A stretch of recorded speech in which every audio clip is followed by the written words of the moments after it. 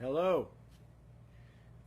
It's a little late, but I thought I would give some reflective thoughts about the big Ark encounter today. I'll show you clearly some of the things I got, and then share a few thoughts of what I'm going to be sharing on the next few posts on my blog over the next week or so. I had to get a couple trinkets, souvenirs, if you will. So I didn't get anything expensive because I'm a cheap person. Got a little poster. So as you can see, there you go. The Ark Encounter poster. There you go.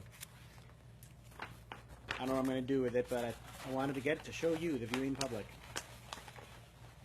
Another thing I got, which I'm quite happy about, because it was really cheap, but I got a little miniature Ark. There you go. It's very nice. Yeah, so that was a good thing to get. And then the picture, I will show you the picture a little more closely of my friend Ian and I, so you can get an up-close picture. And again, take a look. You have the pterodactyls up here. Over here you have a stegosaurus. Right next to a monkey and an ape. And what else we got here? Oh yeah, and up here in the corner, velociraptors. The thing is, these, and this is going to be the point of a lot of my posts, is what is presented in the Ark Encounter. Even though it looks kind of cool. I mean, architecturally, it's a pretty cool thing to look at. It claims to give the biblical account. It doesn't. Now, the thing is, as you all know, if you've been watching responses to this whole thing, it's really easy to mock. It is. At the same time, if you're on the other end of the spectrum, it's really easy to get defensive. Because it's such a contentious issue, and the creation evolution debate. But somehow there has to be something has to give, because a lot of times what happens is people who are against it just mock it continually, and it deserves a lot of ridicule. But the people who are defending it, they don't know some very basic things about biblical exegesis and church history and basic science. And that, by the way, is one of the things I cover in the book that, excuse me, Heresy of Ham, which is out in Kindle, will be out in print edition in a few weeks. And I talk a lot about this on my blog at joeledmondanderson.com, Resurrecting Orthodoxy. Now, here, having said all that, here are some of my thoughts about the Ark Encounter. Like I said, architecturally, it's a pretty cool structure. You walk in, you can't help but think this is a pretty interesting thing. It's well done, the boat part. But what you see in the boat, the Ark, isn't biblical. It just isn't. And the thing is, if a lot of people making a big deal about, oh, this money could have gone to feed the homeless and stuff. Well, Ken Ham raised the money. In his defense, Ken Ham raised the money, and if he, and this is kind of a sad commentary, I think, if he went out and said, hey, I want to raise $100 million to feed the homeless, I don't think the evangelical backers who paid for the Ark would have done that. They wanted an Ark built because they think it makes a statement of the truthfulness of the Bible. And again, like I said, it doesn't. Now, if you would have built it as like just an artistic expression of the account, the stories in Genesis 1 through 11, and done it that way, it could serve a purpose. It kind of gives a visual thing. Like if you're an artist, you do visual representations of biblical scenes, and they can be very moving.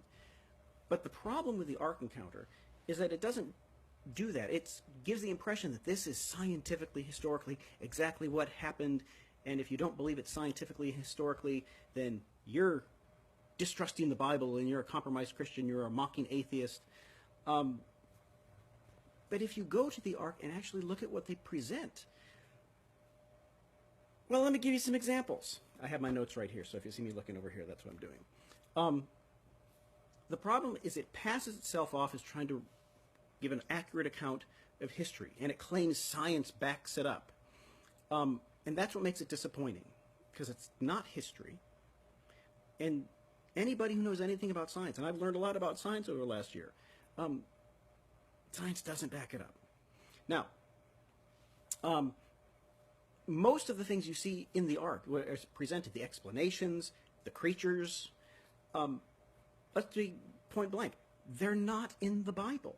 Most of the stuff, once you walk into the Ark, you see the names Noah, Ham, Shem, the word flood, Ark. Those are in the Bible. But beyond that, when you get to the specifics in the Ark, hardly any of that is even in the Bible. For example, let me give you some examples that you can find if you go to the Ark. You will find a little explanation of how Noah hired thousands of workers to build the Ark.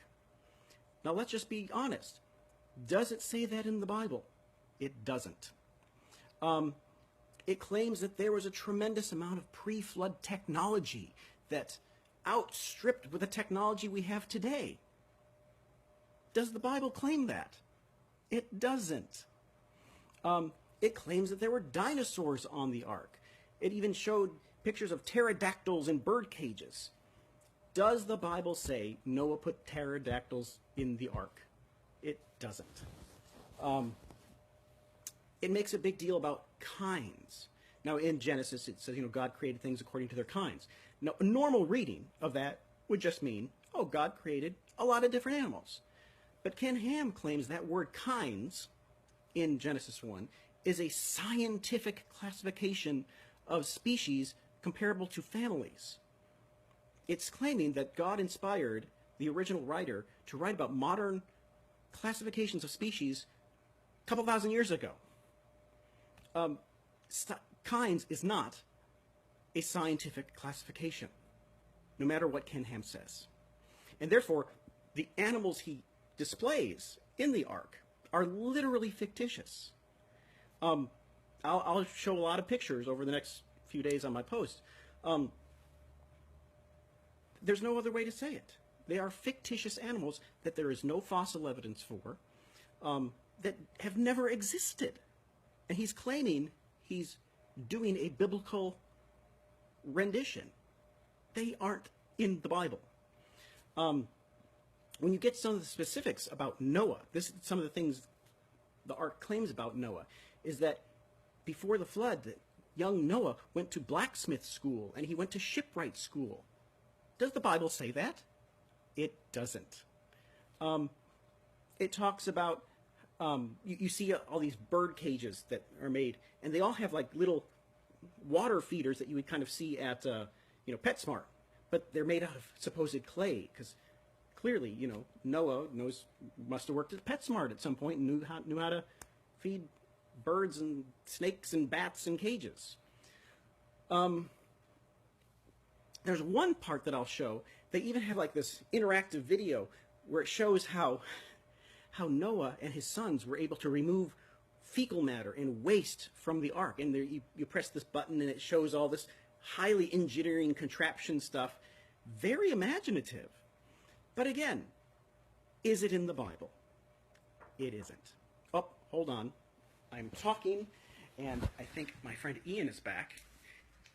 So he's going to have to listen to me give the rest of this. So, hi Ian, I've decided to do my live stream now, so I'm in the middle of this.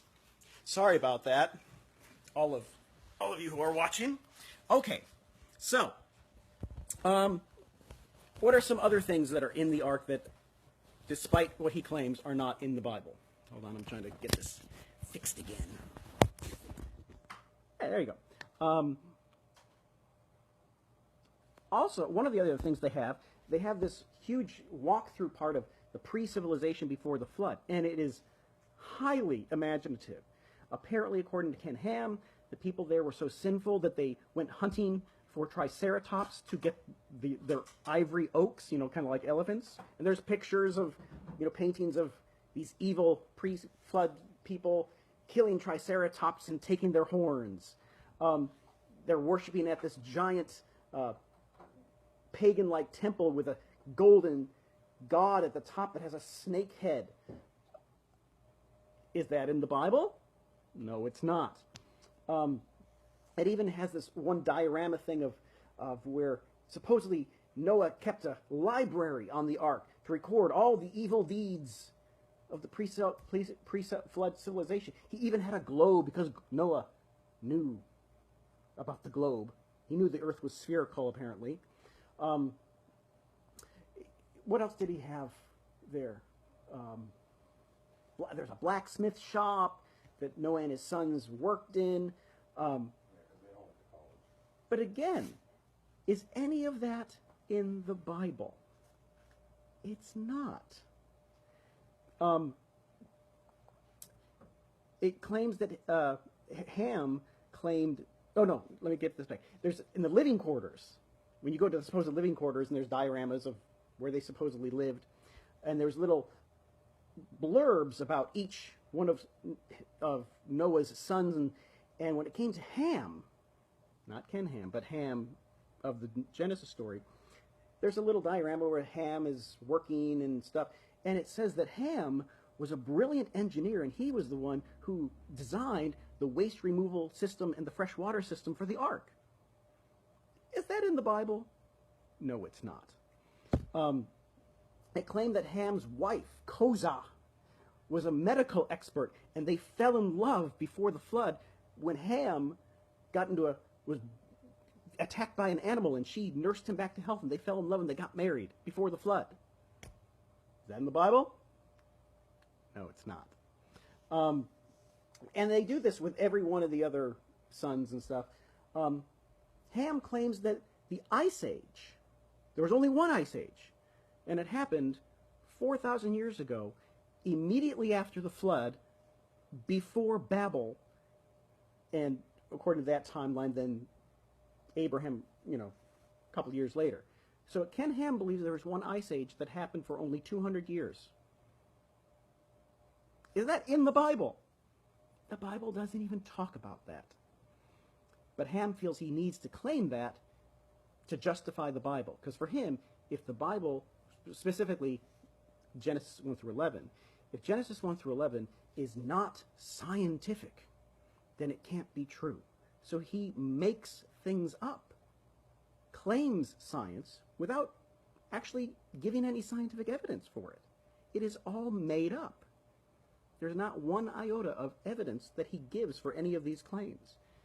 When you go to the Creation Museum, the first thing you see when you go to the Creation Museum is pictures and signs all over the place arguing that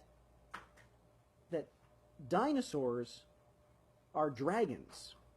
And all the dragon legends we hear from literature were really dinosaurs. And there was actually, and this is because I was an English major, that I told my friend Ian, this is the one thing that got me upset more than anything.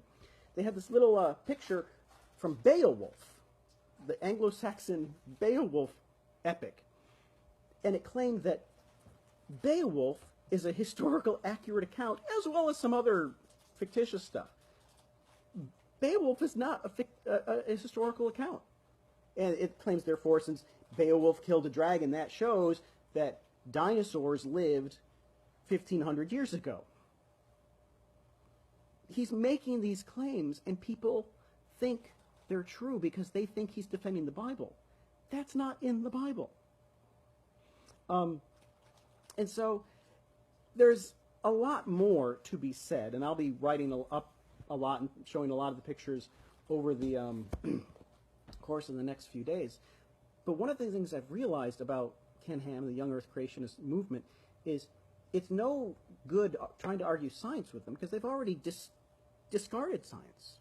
They make things up and claim it's historical science. And by the way, Ken Ham makes this distinction between historical science and observational science. And this is how he defines them. observational science is what you can see and test and repeat. Then he defines historical science. Now get what he does here. Historical science is unobservable, untestable beliefs about the past. That's his definition.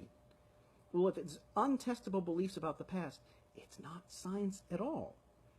But he has to do that. Because then he says, well, you see, I believe Genesis 1 through 11 is given a historical account, but you can't prove it. But it's historical science. So therefore, you see, it's scientific. But I've redefined science to mean belief. That's what he does. But back to the point, it's no good arguing science with him because he denies it. But the thing Christians need to realize is the things that are on the Ark and in the Creation Museum, he is claiming promotes a biblical worldview, but the vast majority of claims he puts in these Ark and Museum aren't in the Bible. He makes them up. And because he attaches the name Noah to it, it makes, oh, he says Noah, therefore it must be in the Bible. Well, a lot of it isn't. And so I find it fascinating. And if it wasn't so influential within the evangelical community, it would just be a humorous little thing to see. But that's the scary thing. Not only is he promoting this, but he is telling people, if you don't believe that, Ham was an engineer who developed a waste removal system for the Ark, then you don't believe the Bible. And he's scaring people into believing his bizarre version of things that, again, are not biblical. So I found it fascinating, and like I said, if you have checked things out on the internet over the last few days, a lot of people are writing stuff, just completely viciously mocking it. And again, I see the point there, but that doesn't get anywhere. I think what needs to be done within the evangelical world is people just need to stand up and say, that thing you're saying right there, that's not in the Bible. Call him on that. And it's, I don't know, I'm rambling on because it's late. But that's some of my thoughts initially. If you want to read more posts about my actual visit and see pictures and more videos, because I've live streamed a whole bunch of stuff today, but I'll show some more over the next few days. Please come to my blog post at joeledmundanderson.com. That's Edmund with E-D-M-U-N-D. Joel Edmund Anderson, my full name.com. Resurrecting Orthodoxy over the next few days, and I'll be posting a number of posts, and to explain it more in detail. And I have a whole bunch of other stuff, not just young Earth creationism stuff, actual biblical stuff and other things as well. And I'll be sharing my thoughts, and I'll also be telling you when my print version of The Heresy of Ham comes out.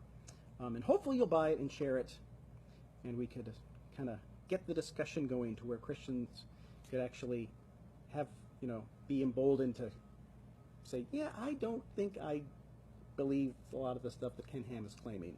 It's a little bizarre. And stand up to him, basically.